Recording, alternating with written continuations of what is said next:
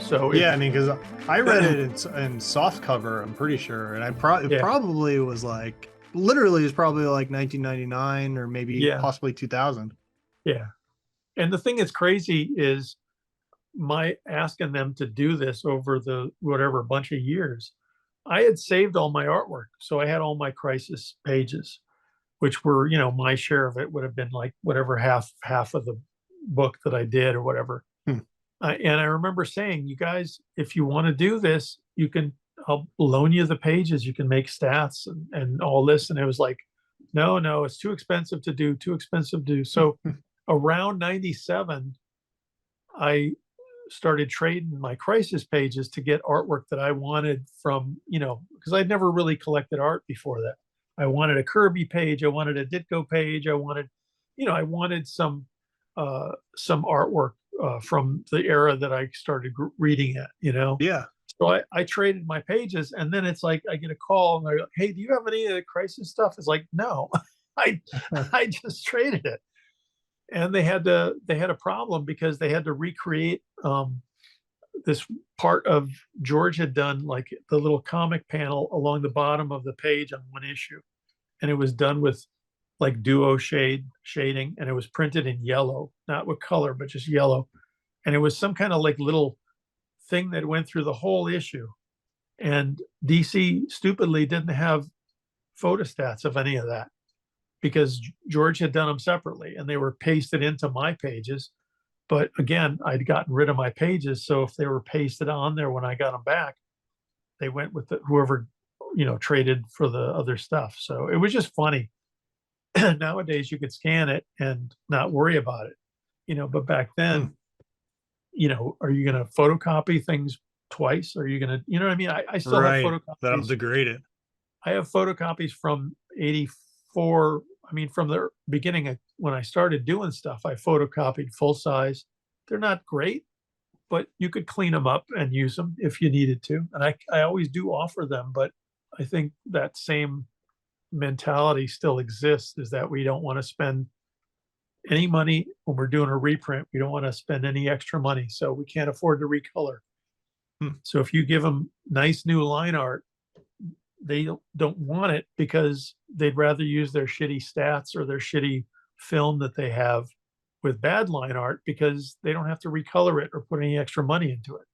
Hmm. So it's a weird thing. I've tried them with Crisis because Crisis is like a big deal. I said, I'll go through my photostats, all my copies, and scan everything, and you can get somebody to clean up some of the, crop marks or whatever the other stuff.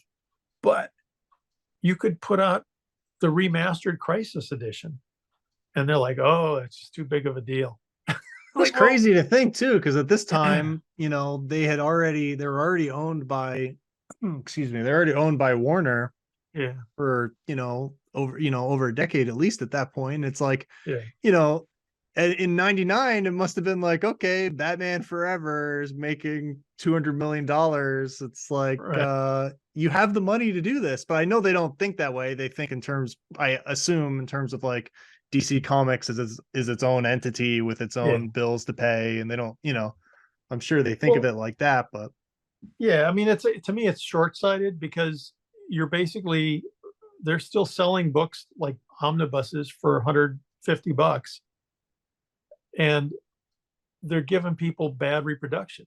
You know, hmm, I mean, it means more to the artist, obviously, to have it look like the art. But like when you think of Crisis, there's so much fine detail that is not it's not lost. It's just not clear. You know what I mean? The right. lines are clumped together or whatever. I know a Uh, lot of people who would buy it just in black and white, and just yeah. just to see that kind of thing. Well, I have the whole Death of the Flash issue. I saved the artwork forever because Huh. George had pre-sold the Death of Supergirl. So he said if I would give the guy who was buying Supergirl, I would give him my share of the pages. George would give me his half of the Death of Flash. So I had the whole issue for Wow. many years, and I kept trying to get DC to do a artist edition.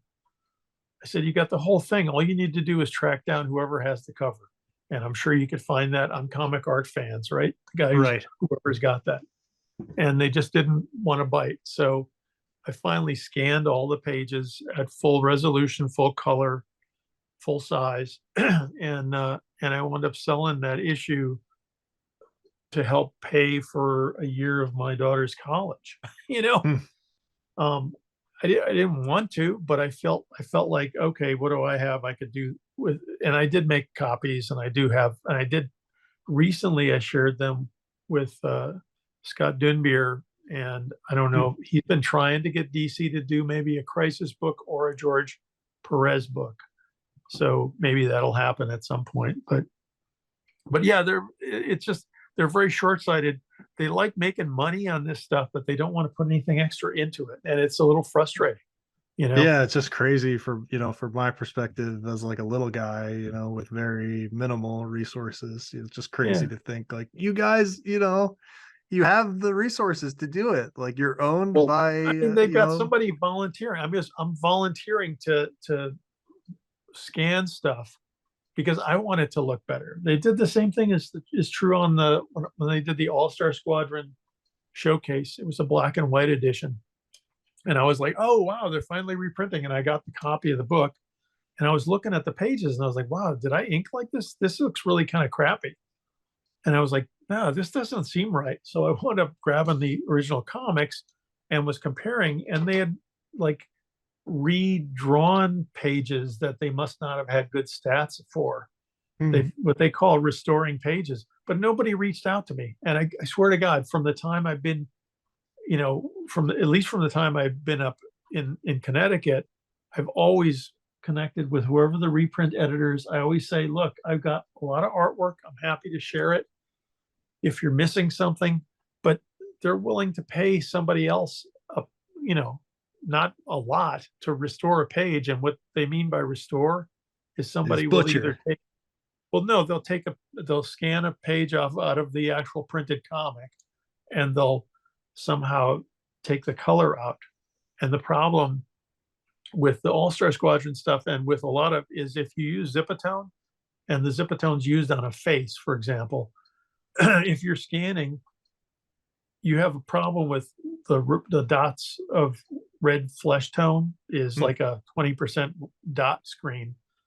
And if that's over Zipatone, they can't separate the two because red will, it's crazy. So they'll white the white stuff out and redraw lines. So it's like I'm looking at this going, but all these pages that are restored are basically inked by whoever restored them. you know, it's just Hmm. frustrating when you have stuff that you could have offered them if somebody would reach out. But it's an ongoing thing. What can you do? Yeah. Yeah, I hear you. I mean, But so you Marvel has did, been sorry. Marvel's selling the Masterworks. They're now doing remasterworks with better files. They're starting the series over with like finding better files for say Spider-Man or Hulk or Fantastic Four or whatever. And you know, they're going to resell these books because those original ones are out of print anyways. But you're offering something for even if you had that, you go, wow, I might want to buy that again because the reproduction's better. Hmm. you know. But so now the problem they're having now is that from the '90s stuff, the '90s stuff was starting to be done on digital, like coloring is digital, Hmm. and um, unless they retain the original film, the color separation films, the digital files that they may have archived aren't big enough because in the '90s, Right. 256 megabyte was a big Yeah, hard that's massive. Yeah. drive. So they're almost not print quality. So they're having problems with some of that, and they're doing the weirdest stuff to try to make it print ready, and it's kind of funny. It's sad, but it's funny It's kind of because interesting. It's like, it's almost like these old monasteries where you're like recopying stuff, and it's yeah. like and stuff is being lost. It sounds Well, like, do you know all the Golden Age stuff that has been reprinted? I would guarantee you that almost all of the Golden Age stuff was traced over. Hmm. Um, and it's like when I was a kid, DC started doing reprint stuff, and they did the first issue of the Action Comics with Superman. They did a reprint, first issue specials where they were tabloid sized, the Treasury editions. Hmm. And they did the first issue of Whiz Comics with Captain Marvel. They did Wonder Woman. They did Batman, and every one of those things was recreated. So they had someone in a production department with a big stat from the actual comic, not from the art. And it was a black and Hmm. white stat, and somebody inked it on vellum and relettered it. And that's what, exists as Golden Age. So it's not really the original artists. Right. It's It's redrawn. funny. So it is like the monks, It literally reco- is that. It's like guys, retranscribing it. and Um, it's nuts to me that we're in the same boat now that they were in 1970 trying to reprint 30s and 40s stuff. They're in the same boat now because companies are just not good stewards of their own material, you know?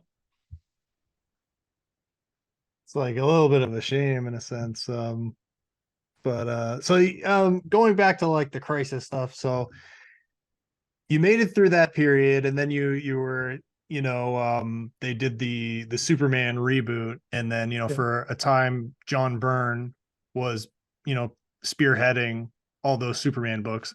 But then you came on and you were writing and drawing the Superman stuff. And I'm just really curious about that period, because a lot of people see that sort of late 80s 90s Superman period as like a real strong point of like the Superman books. Yeah. From my perspective, you probably have seen, I don't know, maybe you've seen me say this several times, that like Superman Exile is one of my favorite books of all time. And I'm just curious what that was like. I was reading about you had these Superman Summit, Yep. like kind of creative retreats. And I'm just curious about that whole period.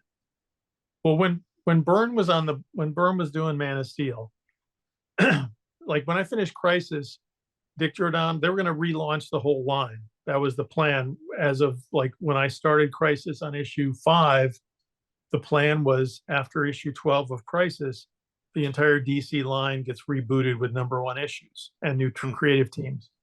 And then as they got closer, it was like this was just not going to happen because it was really just a logistical thing. They couldn't get however many new creative teams that they wanted and stuff. So I did have a conversation with Dick, and Dick Giordano, he said that he wanted me to do Superman or Batman when they reboot it. And I didn't answer right away, and he said, I see you more of a Superman guy. And I said, okay, fine, I'll do Superman. And then I didn't hear anything for months, and it went on a while. Then I heard that Byrne was doing Man of Steel, and I thought, oh, I guess I'm not doing Superman anymore. And then, oh no, there's going to be 3 books. So Byrne does Superman, the main book, and Action Comics, and then on Adventures of Superman. And originally they said I was going to be working with Alan Moore, and I'm like, oh, great, my favorite.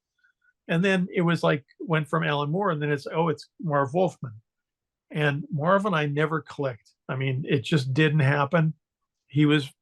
Maybe he was just not in a good place, at the time or whatever, but we just never clicked. And it was really I was feeling flashbacks of like Roy Thomas, just being in this bad situation. A lot of like micromanaging, I guess. Well, it wasn't that. It was but it was just a bad situation. Like if you're like with Roy had a period where he was writing movies, and even though he was the writer and editor, I would be waiting on plots to draw.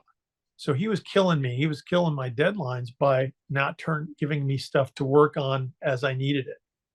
And with Adventures of Superman, this happened almost immediately, where we lost the entire lead time of 3 months. I started drawing it it was coming out, I think it came out in September, or maybe something like that. But I started drawing it in July or June, I forget. But anyways, second plot isn't there.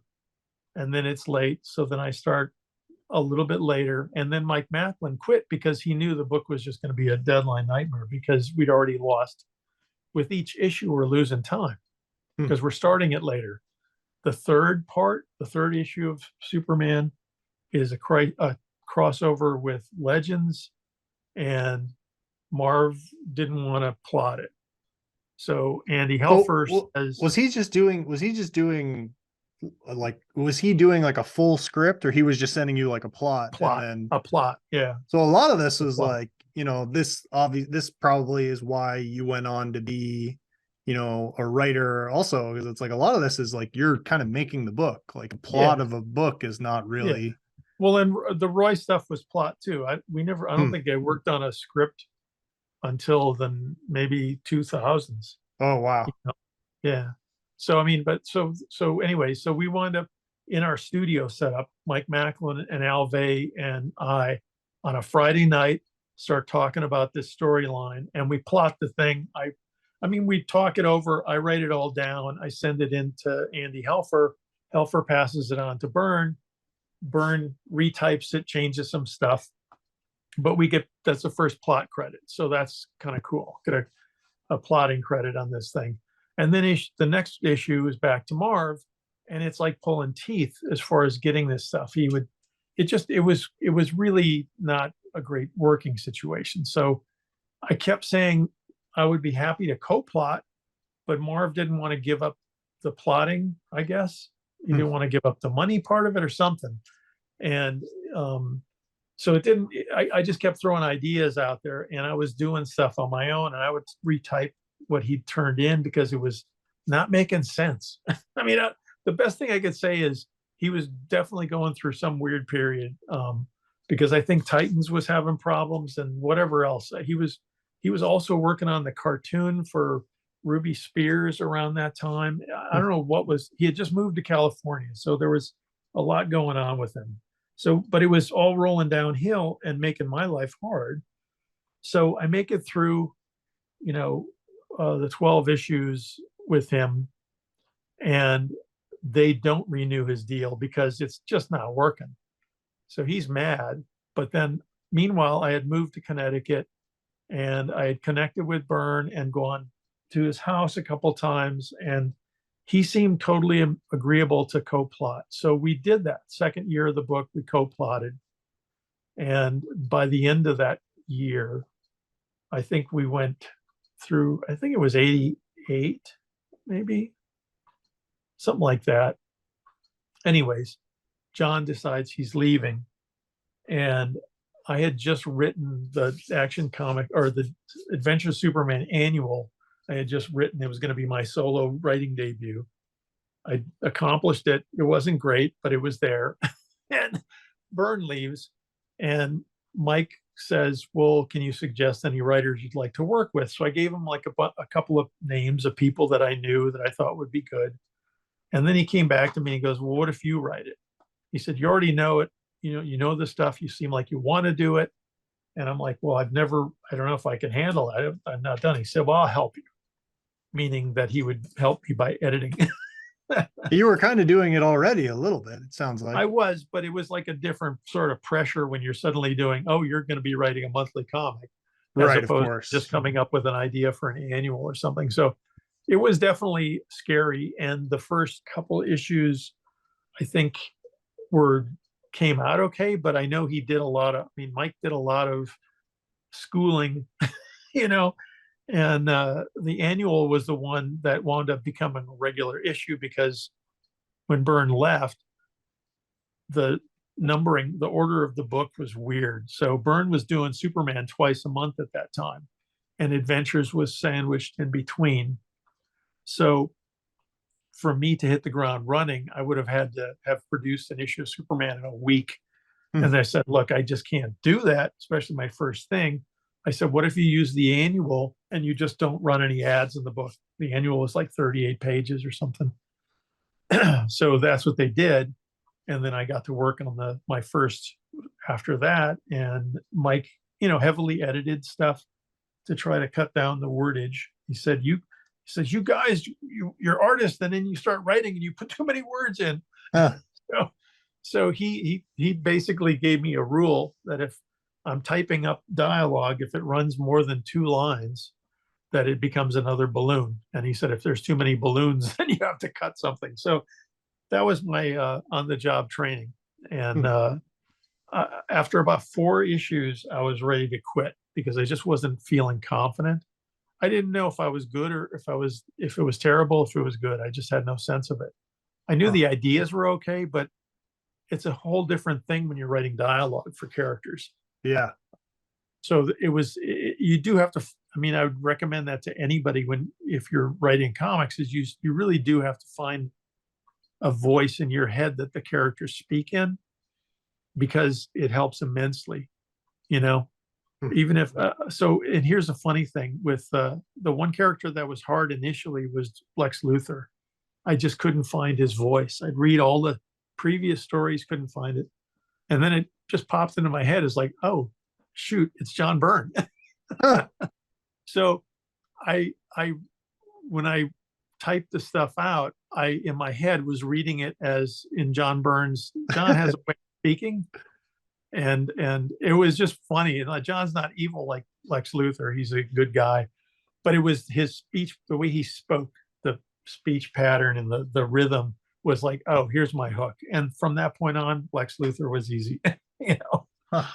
But but yeah, so my big thing back then, and the thing I fought for initially, even when I was working with Marv, was to have continuity through the books, because I felt like it would help my book if there was some importance that people felt like they had to buy Superman and Adventures of Superman and couldn't just skip my book because it didn't mean anything or it wasn't part of a storyline. So I used to push that, and when Byrne wound up leaving, Mike immediately got Roger Stern on Superman, and Roger and I got on a phone call and we got along great. And we didn't do editorial or like a story conference until I think about maybe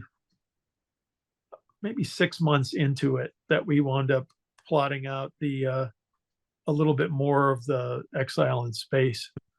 And Byrne, when he left, like he kind of um he leave on Superman essentially executing Yeah, General Zod. So it kind of left a little bit of like he kind of left you with a little bit of a problem, because it's like, yeah, well Superman just killed a guy, killed yeah. several people, which Well, is you know what's funny though, and here's the thing: like I don't know if we had our story was Identity Crisis was in the wake of that. That was oh after right. Byrne, Yes. and the Identity Crisis thing was a holdover from something that Byrne and I had kind of started working out before he left, where we had the even had stuff in there with Gangbuster and Right. you know There's a is crazy is it violent vigilante called right, and Gangbuster. so that was kind of worked out initially, and I remember uh it was easier then since it was already kind of laid out. It was always the idea was always to kind of use the death of the Phantom Zone guys as a pivot point for Superman. And Mike Carlin put it really well at the time. He was like, Superman, we're redoing or relaunching, this is still part of the relaunch. So how does Superman get his code against killing? It's because he went too far. And it was like, well, there's your hook. I mean, this is almost, as we're talking about it, I'm kind of realizing this is almost like Marvel like stuff here, that like Oh yeah, Superman had a nervous breakdown. yeah, Like that's yeah. not, the classical idea of it.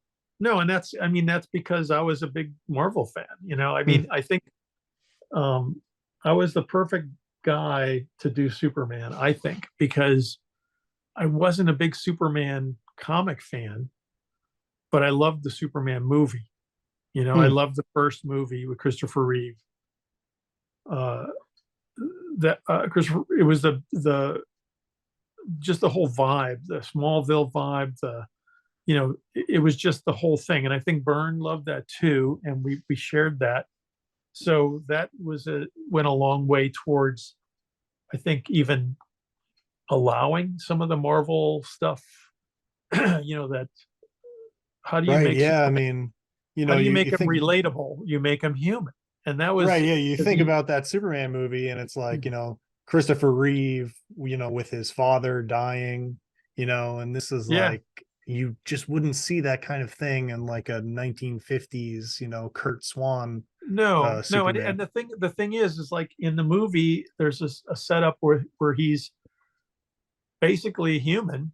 He's raised as a human, and then he suddenly finds out, oh no, you're not. Right. And it's disturbing. That right, and that whole thing became the crux of what made the character for me.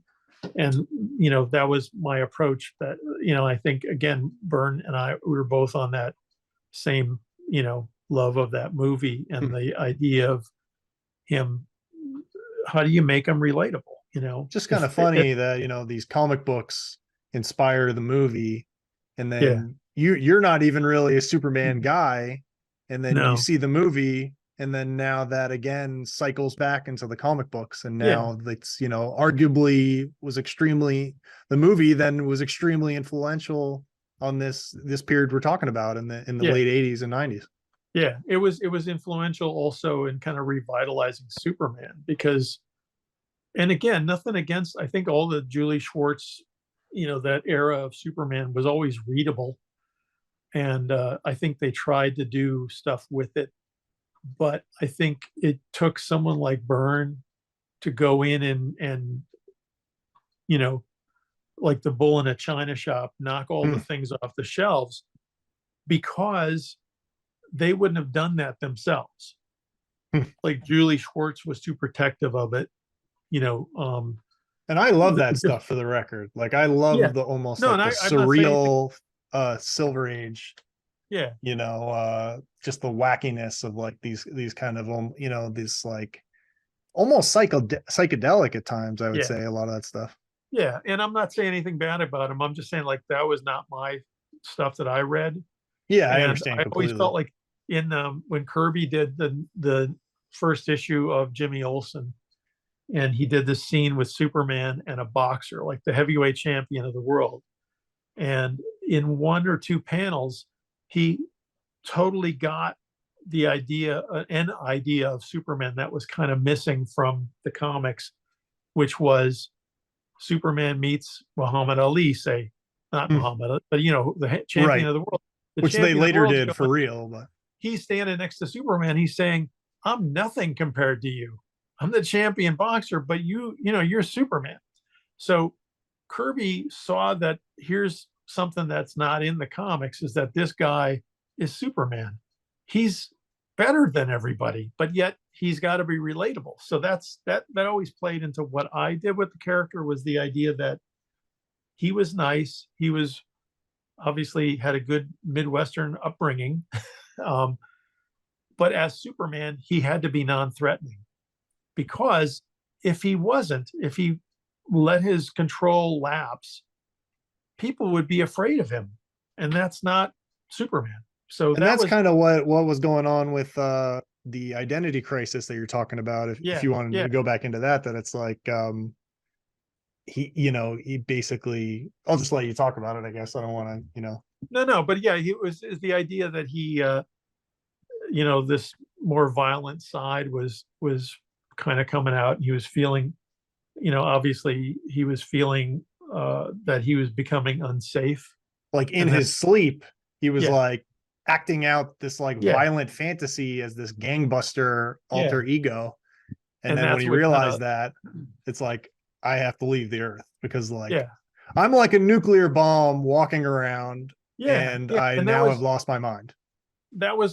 something. And again, it was important that he would take himself out for that reason because he really can't afford. I mean, this is the argument I've had whenever during the time I was on Superman, there was always like no one wanted to do Superman when it wasn't selling. But the minute it started selling, then everybody wanted to do something. And Carlin always had to fend off, oh, Superman goes bad and he does this. And it's like, well, you can't do that because you can't put that genie back in the bottle. Right. You can't take a character who's trusted and make him untrustworthy. And Right. that was Now the whole you've point. lost trust and it's Right. extremely That was hard to get it back. no one's going to look at him the same way again. And that was the whole point of taking him into exile was number one, it's like his first big space adventure, but it's also a little bit of an odyssey. It's a little bit of, you know what I mean? It's Yeah, it is like the it's like hero. the Odyssey. It's the hero journey. And then he comes out of it on the other side and emerges, after War World, and he emerges in the Perez stuff. And then it's kind of like a new age of Superman from that, when Perez did the Action Comics thing. So, I I always mean, it was loved that moment you had where on War World, where he's basically become like a gladiator. yeah, And I love that moment where he's basically about to be killed. And he's right. like, my whole, you're talking to me about death. Like, my whole planet died. Like people forget Right. about that aspect Yeah, of the yeah, character. That's like my whole planet was blown up, and yeah, you think about, you were talking about Jerry Siegel before. You think about, I don't know. I wonder if there's any aspect of like these guys like Jerry Siegel and Joe Shuster, like, they're like these Jewish immigrants who like, come to America. I mean, I guess more their parents were, but yeah, you just think about if there's any element in them that's like the old world, is gone, yeah. and there's a tragedy there. Like Oh, we look yeah, at Superman and we think he's this, cheery character, right. which he is, but Yeah, we think of Batman as the darkness of like his parents being right, murdered, and it's very obvious that's like it's dark. His parents were right. murdered in an alleyway. We forget, Superman had however many billions of people Yeah, died. And yeah. I Well, don't know. one of the things that's I think does lend towards the Jewish theory is that if Jerry Siegel's growing up he's a young guy in the 30s. Well, by the mid 30s, you're already hearing about you already had the Nazi stuff with Yeah. the the shopkeepers being, the stores Right. being destroyed. But 20 years before that, you had the same thing happening in Russia, Yes. and I think a lot of the immigrants came from Russia and from areas like that because of the pogroms and Yeah. I mean, I actually think, so that's inherent kind of, I think, in the storytelling. It's also clearly going to be part of Kirby's background too. oh, You know what I definitely. mean? I mean, I But actually, I was just reading recently, every once in a while, I try to tweet stuff like this, but just that Jack Kirby, said like, at the time it was like they were having like Nazi rallies in Madison Square Garden, and it's yep, like this is the environment that we created Captain America in. And yeah, it's just, it's just crazy to think of like a guy like Jack Kirby. He probably was like 20 at that yeah, time, yeah, creating Captain America, yeah, pre-America entering World War yeah, II. yeah. And I don't Well, know, you know it's what? just If you you get look at, misty eyed almost thinking yeah, about it. yeah. But I mean, if you read any of this history stuff, there's so much fascinating and bad stuff that happens at the end of the 1800s and the early 1900s. Yeah, Really, I just read a up whole big book about this that was just yeah. about this pretty much. I mean, it's It's like a crazy.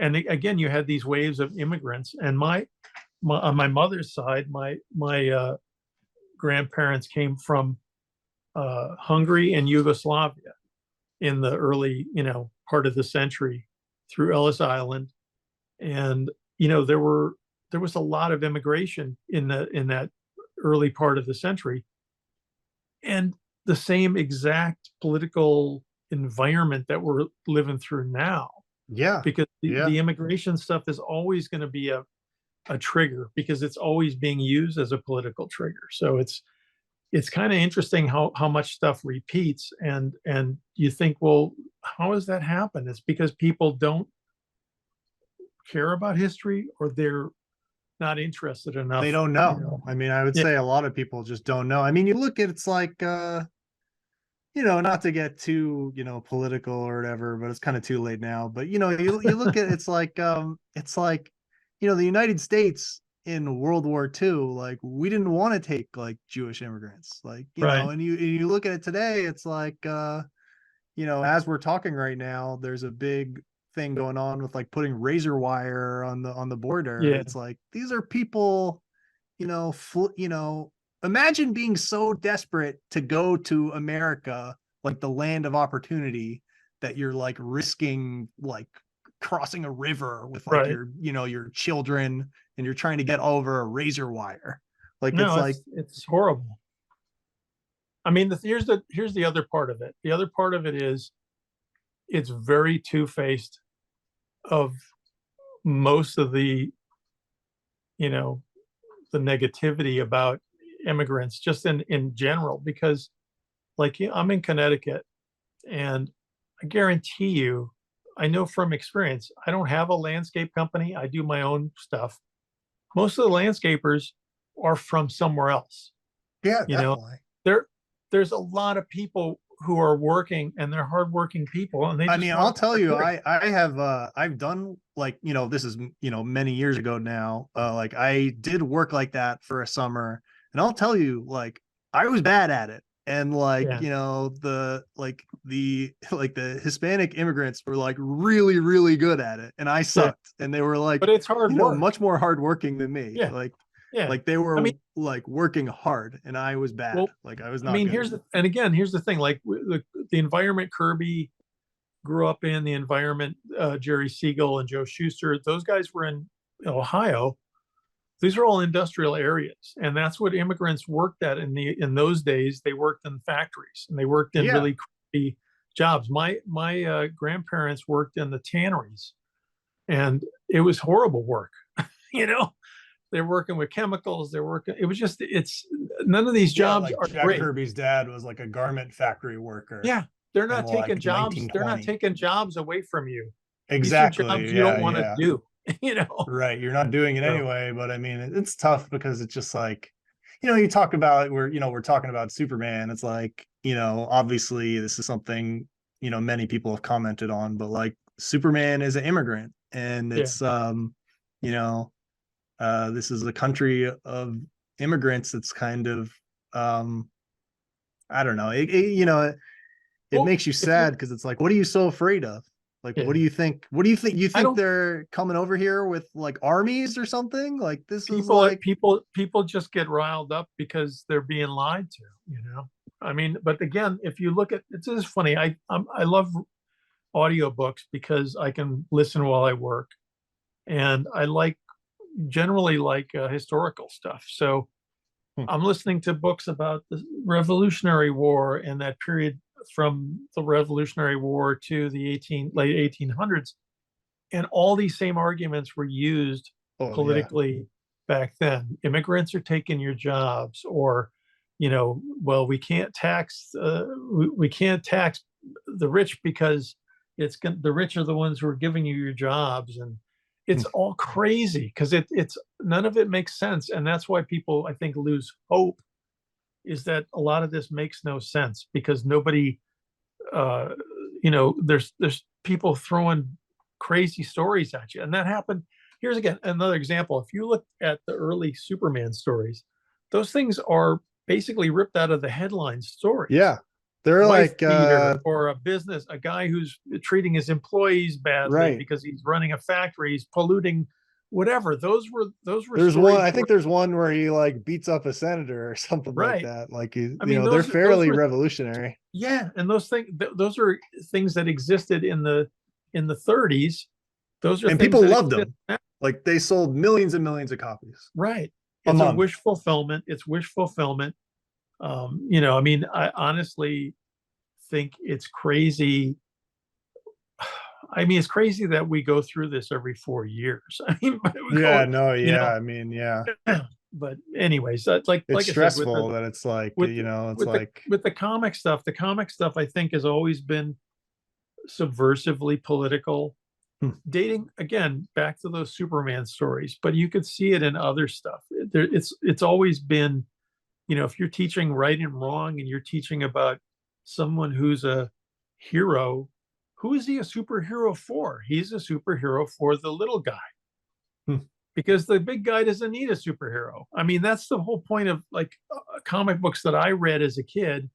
That was the lesson that was instilled in all those Marvel comics, was that you would, if you're a hero, you do the right thing even if it doesn't benefit you. I mean, that was the Hmm. lesson of Spider-Man. Spider-Man did the Yeah. right thing and the police wanted to arrest him, and J. Jonah Jameson got the entire city against him, but he still did the right thing because that was what it was about. That's what being a hero is.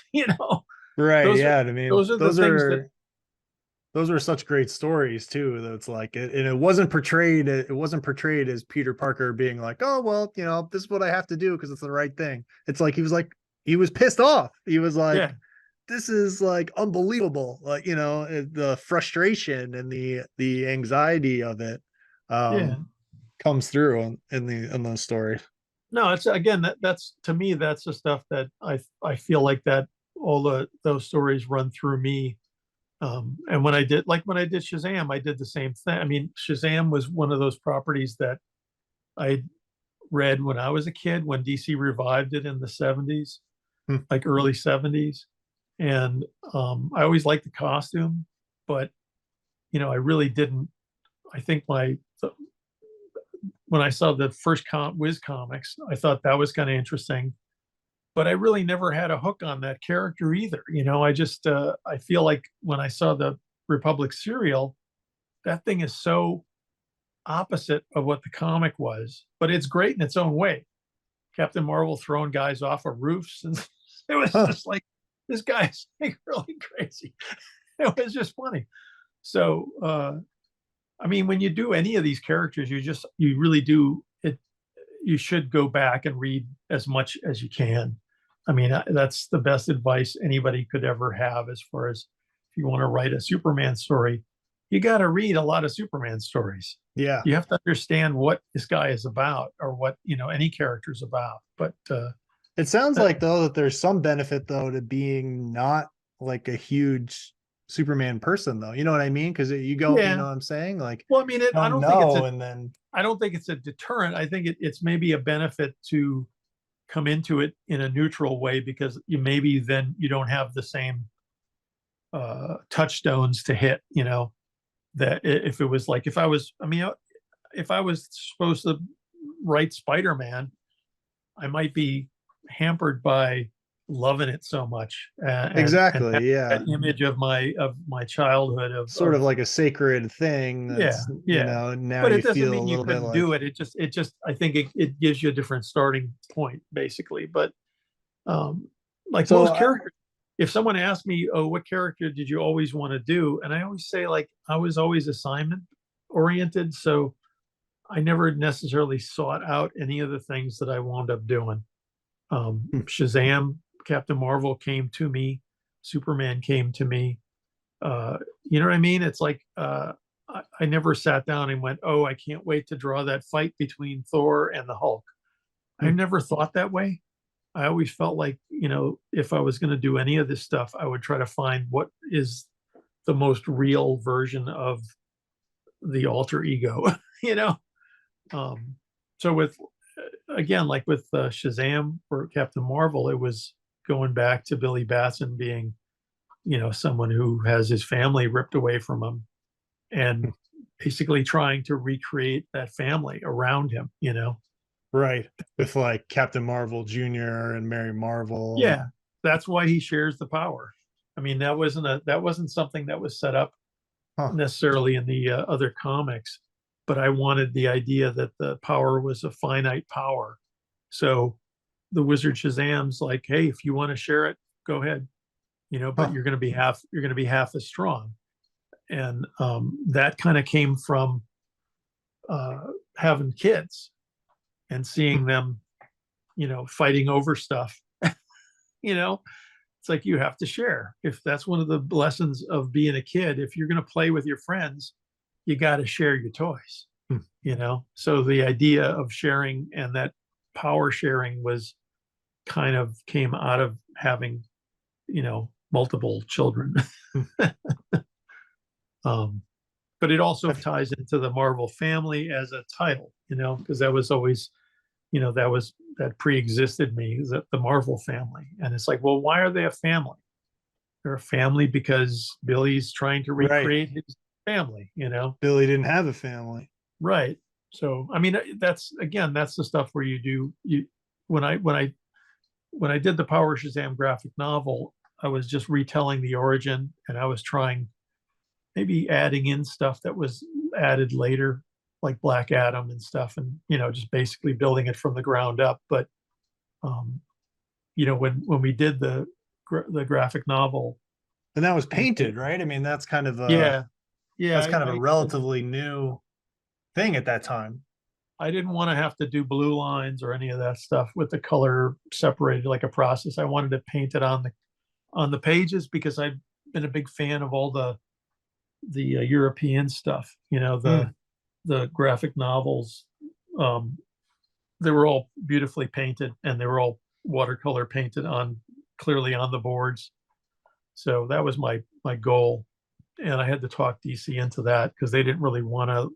They didn't really have a way to reproduce it effectively to have the blacks pop, because when you do a full color thing, black becomes part of the other colors in the mix. You know what I mean? They photograph it, Hmm. and it doesn't have the same snap or the pop that a black line art against color would have, which is why they used to do blue line, because with the old blue line color process is they would print a blue line on Strathmore paper from the line art, which you would color, and then the line art was done on a transparent black overlay. So the black plate was always kept separate so that the line art could still be 100% black and not, grayed down or whatever. So it was a process. But anyways, they did. It's kind of interesting that they were resistant to that, because then a couple of years later, obviously there's Kingdom Come, which is like a Yeah, major, huge hit for them, and yeah, is, yeah. one of their, you could argue, like perennial books that Oh they, yeah. Well, I mean, I was reprinted I a was million trying times. to, because I was, I guess, always wanted to work in color. I always tried to find things to do in color, and like whenever DC would offer up something in a painted thing or whatever, I would jump on it because there just weren't that many opportunities to do it.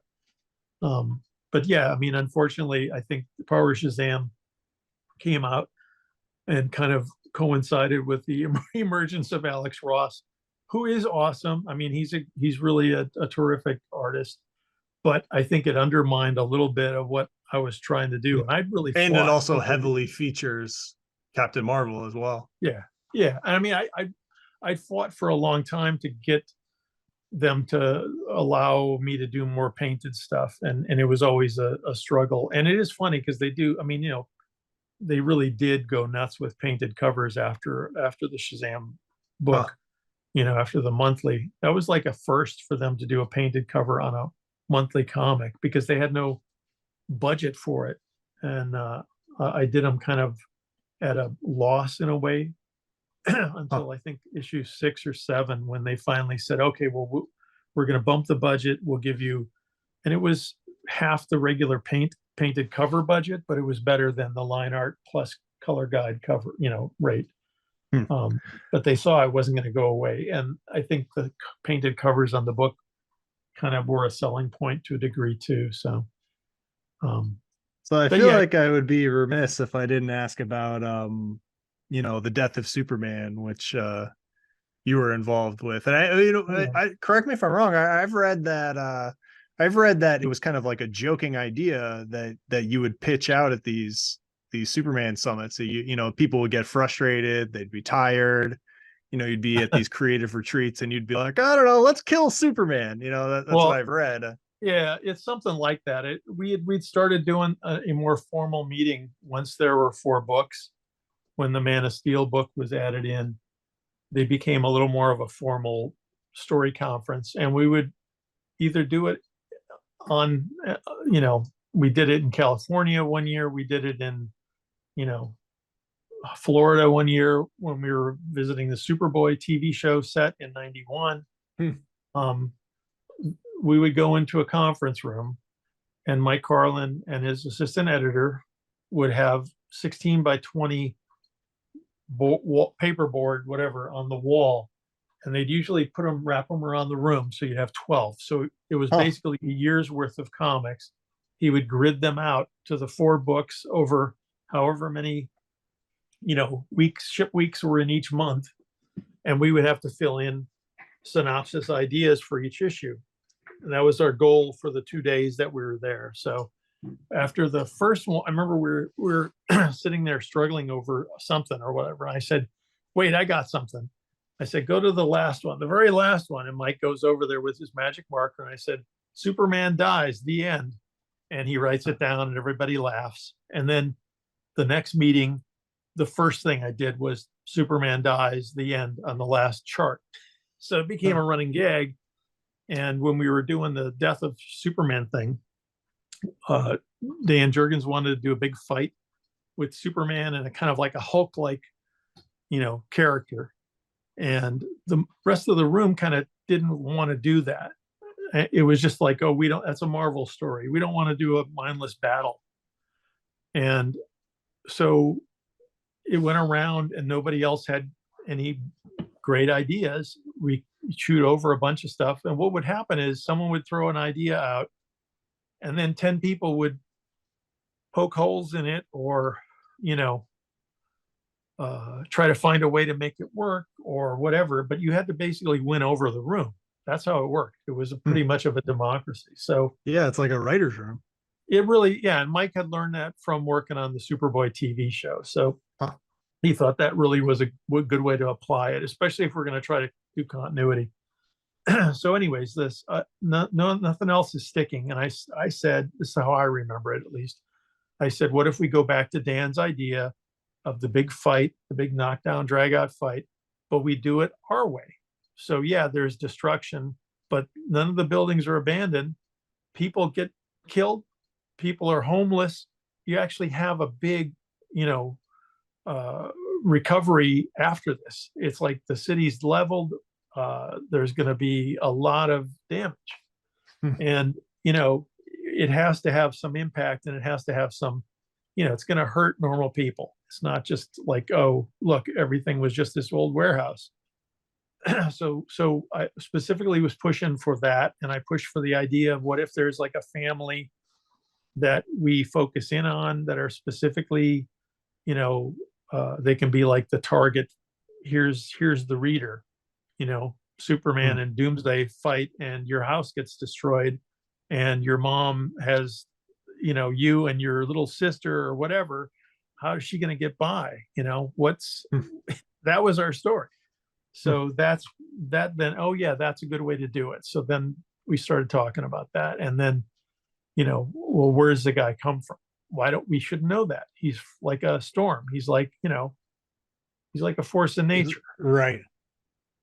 So then the idea of, well, what if he's buried deep beneath the earth and we have him pounding his way out.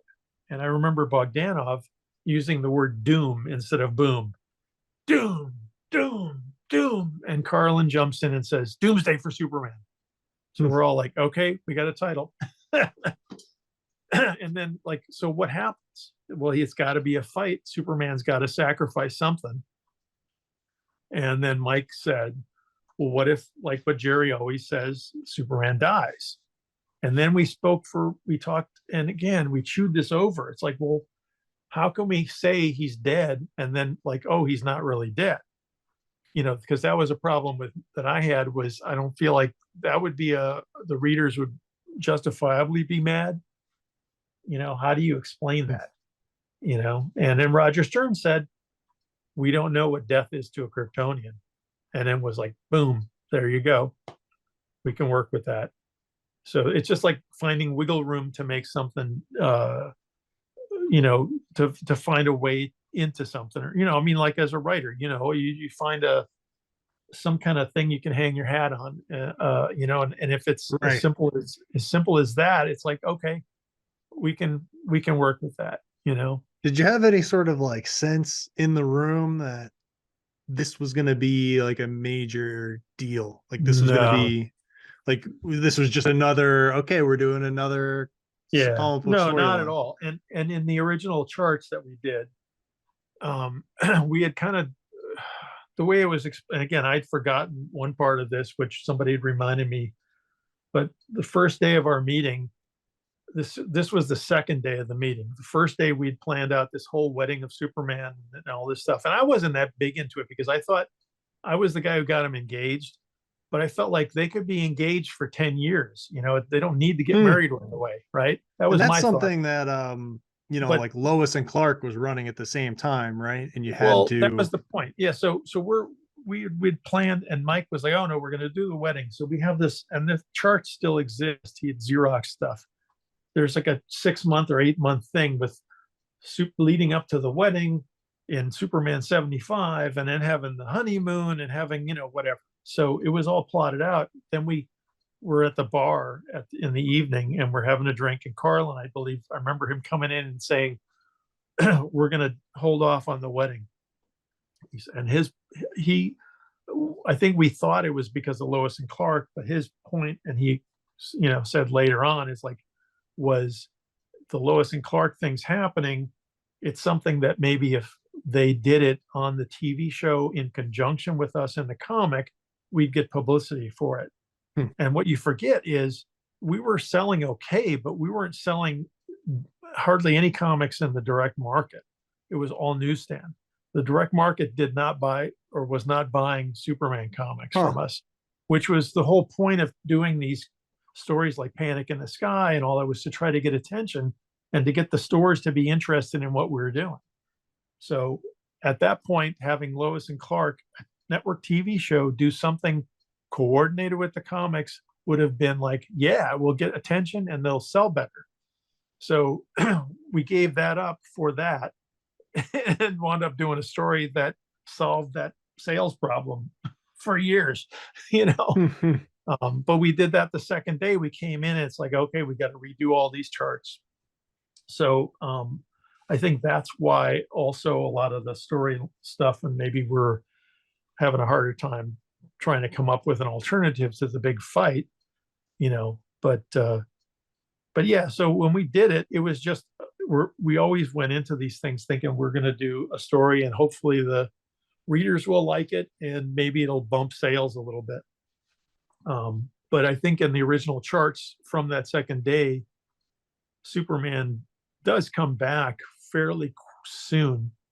I mean, I think maybe 4 issues later, Clark Kent is dug out of the rubble or something like that, and then over that summer, I guess it was the Superman book, the Death of Superman might have come out. Was it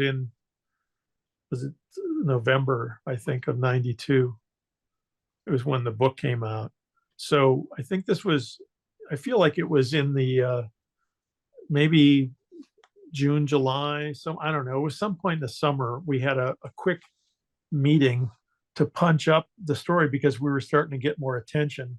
And we felt like, okay, we really got to make this the best that we can. We're really going to look over everything we did and try to figure out ways to make it, punch it up a little bit. So we did that. And then that's kind of where the 4 Superman came, right, and all that other like stuff. 4 replacement Superman who yeah. And actually, claim to be. Now that I think of it, that was in late September. So it was we're punching up what happens after issue 75, I think, is what we're trying to maybe tighten up some of that stuff. So it was just interesting. Again, we didn't know what was that like at that time, because it must have been like, this is a huge cultural phenomenon and you're like you're one of the guys who are doing it. I mean, it was arguably your idea, and we were the Beatles for like a little microcosm of time. It was crazy. It really was, hard to I mean, I remember reading, DC orchestrated this, the marketing department, marketing stunt. Right. Marketing department had nothing to do with any of this stuff. They were good at catching the tail, the comet by the tail. Right. They seized on it when they realized what they had. But it existed as a storyline because we couldn't get any extra promotion from the company. We were getting good word of mouth on the 4 books, and the stories that we were doing, but we needed to bump sales because we weren't satisfied. We wanted a bigger audience, and DC at that point was like kind of happy with the sales because they were steady. They were, you know, Right. It wasn't declining at least. yeah, yeah. So I mean, it was an interesting position to suddenly, and it was all because of, I think, New York Newsday or something. It was a Long Island newspaper had picked up the story from apparently from the Diamond previews or something, from the solicitation previews. Huh. So just like one journalist really, Yeah, yeah, it was a realized. slow news day or something, and the guy was, "Hey, wait, they're killing Superman," and he wrote a story. And what always happens, at least used to happen, was the newspaper would write a story, and then the local TV station would look at the newspaper and go, "Oh, well, look, we'll do a story on this," because that's how the Right. local news would always get their stuff out of the newspapers. Today it'd be like it went viral, but Yeah, and once this was like, it went from New York Newsday to like the local news, to then it hit the got wire picked up service, nationally. and then it became a snowballing effect. Yeah, it was kind of nuts. And people really thought like, oh, like they're killing Superman. I'm gonna buy The Death of Superman. I'm gonna put it in my. I'm gonna buy 20 copies. Yeah, I'm gonna put them all in my safe, and then that's yeah. gonna be my retirement plan. And Like, honestly, I mean, I have no sympathy for people who bought a box of those, because I would never do that. You know what I mean? That's a monetary exchange. That's not a reader thing. right? You It's know? I mean, it's speculation. yeah. I mean, I don't. That felt like that's a whole nother business, And we'd already been going through that with in the comic industry with all the the weird foil covers and all Right. that. Because remember that not only had Marvel been doing that, but Image and Valiant, had already, they were on the, like, Image was kind of just starting around then, but you had Valiant was doing a lot of marketing and a lot of that. Marvel was doing a lot of that. It wasn't like DC. DC held off on it. DC was like, oh, we don't want to do these. So they would only do like the special covers, for example, on a book that they knew would already sell, because they didn't want to take a risk. So a Batman book could get a special foil cover or something. It was just again, it makes sense in a way, but it was very frustrating from our point of view to try to get any kind of special light shown on what we were doing. Right. I mean, if you're going to use these special techniques, it makes Yeah, sense to use them on the books that are struggling and not the ones that are already successful. yeah. But it was a guarantee. If you did it on Batman, it's already going to sell, and you could DC could almost calculate how much money they were going to make from an extra higher ticket price for some Right. cover.